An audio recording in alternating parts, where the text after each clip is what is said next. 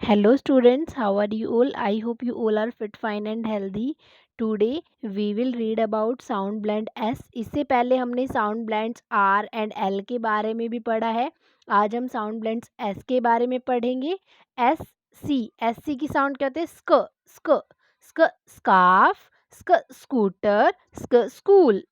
स्क sky, स्क skip, स्क skirt. S N की साउंड क्या होती है? स्न स्न स्न स्नोमैन, स्न स्नेक, स्न स्नेल.